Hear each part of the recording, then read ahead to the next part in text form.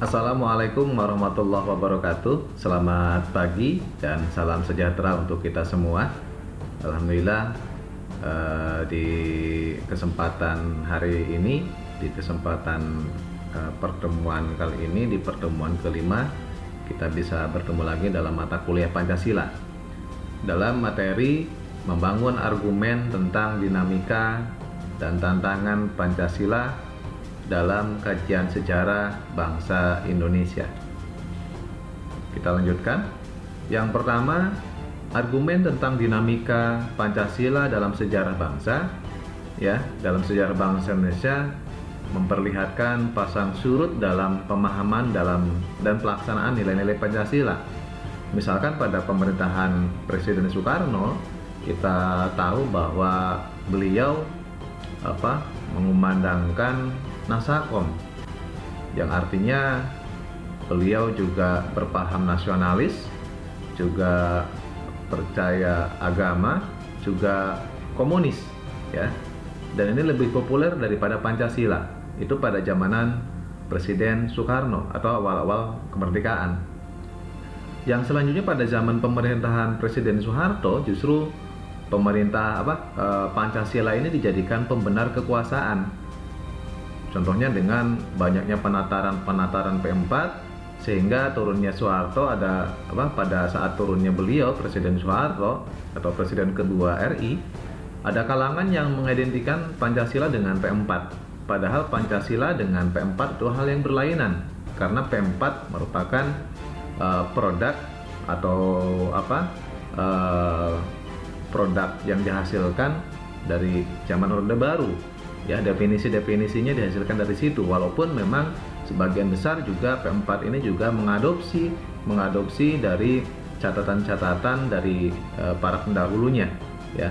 Nah, selanjutnya pada era reformasi justru ada kecenderungan para penguasa itu kurang atau bahkan tidak respect dengan Pancasila, ya, dibuktikan dengan banyaknya elitis atau birokrat yang melihat, atau misalkan kita lihat sendiri, seolah-olah mereka itu meninggalkan Pancasila, ya. Nah, selanjutnya adalah yang kedua, argumen tentang tantangan terhadap Pancasila dalam kehidupan berbangsa dan bernegara. Salah satu tantangan terhadap Pancasila dalam kehidupan berbangsa dan bernegara adalah meletakkan nilai-nilai Pancasila tidak dalam posisi sebenarnya, sehingga nilai-nilai Pancasila menyimpang dari kenyataan hidup berbangsa dan bernegara. Salah satunya mungkin kita lihat pada masa Presiden Soekarno, beliau diangkat sebagai presiden seumur hidup, ya, diangkat sebagai presiden seumur hidup. Padahal itu sangat bertentangan dengan Pancasila, ya, bertentangan dengan pasal 7 Undang-Undang Dasar 1945 yang menyatakan bahwa Presiden dan Wakil Presiden memangku jabatan hanya selama 5 tahun saja, ya, sesudahnya dapat dipilih kembali. Pasal ini menunjukkan bahwa pengangkatan presiden harus dilaksanakan secara periodik, tidak boleh misalkan menjadi presiden seumur hidup. Walaupun pada kenyataannya setelah pada Orde Baru, Presiden Soeharto itu berkuasa kurang lebih 32 tahun, ya. Tapi Presiden Soeharto melalui berkuasa selama itu juga melalui proses demokrasi, ya, melalui proses demokrasi melalui lembaga Dewan Perwakilan Rakyat, ya, yang dipilih oleh golongan karya, oleh PDI dan oleh PPP mewakili Partai Islam. Nah, selanjutnya dalam mendeskripsikan esensi dan urgensi Pancasila dalam kajian sejarah bangsa Indonesia untuk masa depan. Pada bagian ini, yang pertama adalah esensi Pancasila dalam kajian sejarah bangsa. Pancasila merupakan filosofi Gramsci, ya, dan Weltanschauung, ya. Pancasila dikatakan sebagai dasar atau filsafat negara atau filosofi Gramsci karena mengandung unsur-unsur sebagai berikut. Alasan filosofis berdirinya suatu negara, terus setiap produk hukum di Indonesia harus berdasarkan nilai Pancasila, ya. Pancasila sebagai pandangan hidup bangsa atau Weltanschauung mengandung unsur sebagai berikut: nilai-nilai agama, nilai-nilai budaya, dan nilai-nilai adat istiadat. Selanjutnya, poin berikutnya adalah urgensi Pancasila dalam kajian sejarah bangsa.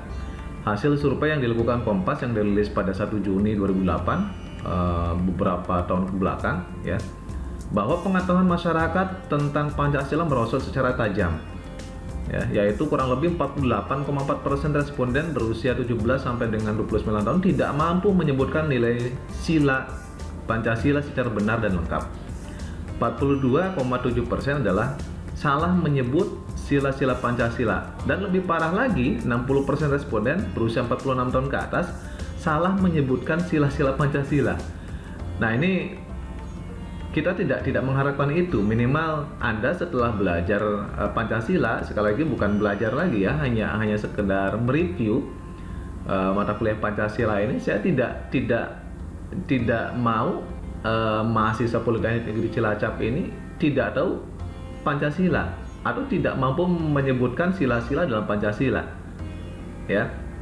Nah, fenomena tersebut sangat mengkhawatirkan sehingga menunjukkan pengetahuan tentang Pancasila yang ada dalam masyarakat tidak sebanding dengan semangat penerimaan masyarakat terhadap Pancasila. Nah, selain data tersebut tentunya banyak data yang penting, banyak juga penelitian-penelitian yang sampai saat dilakukan oleh para peneliti yang menunjukkan bahwa sebagian masyarakat kita, bahkan generasi mudanya, tidak paham dengan sila-sila dan Pancasila, ya. Nah, pentingnya Pancasila dalam sejarah bangsa Indonesia dikarenakan hal berikut: mengidentikan Pancasila dengan ideologi lain, terus adanya penyalahgunaan Pancasila sebagai justifikasi kekuasaan rezim tertentu, dan melemahnya pemahaman dan pelaksanaan nilai Pancasila dalam kehidupan berbangsa dan bernegara. Nah, hal ini tidak ingin kita istilahnya terulang kembali ketika Pancasila dijadikan sebagai alat justifikasi kekuasaan.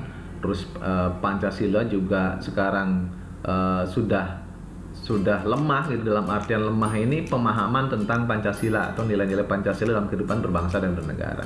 Nah, Anda sebagai generasi muda yang merasa dirinya sebagai anak bangsa, rakyat Indonesia, maka sekali lagi Pancasila dalam kajian sejarah ini harus Anda perdalam kembali. Bagaimana lahirnya Pancasila, bagaimana proses penggodokan Pancasila, sampai bagaimana proses pelaksanaan dari butir-butir sila dari Pancasila. Baik, saya kira demikian untuk pertemuan kali ini. Seperti biasa, nanti untuk penugasan dan hal yang lainnya akan kita lanjutkan melalui pertemuan daring atau melalui penugasan melalui media kuliah online di PNC. Mohon maaf atas segala kekurangan. Semoga tetap sehat. Billahi taufiq wal hidayah. Wassalamualaikum warahmatullahi wabarakatuh. Selamat siang dan salam sejahtera.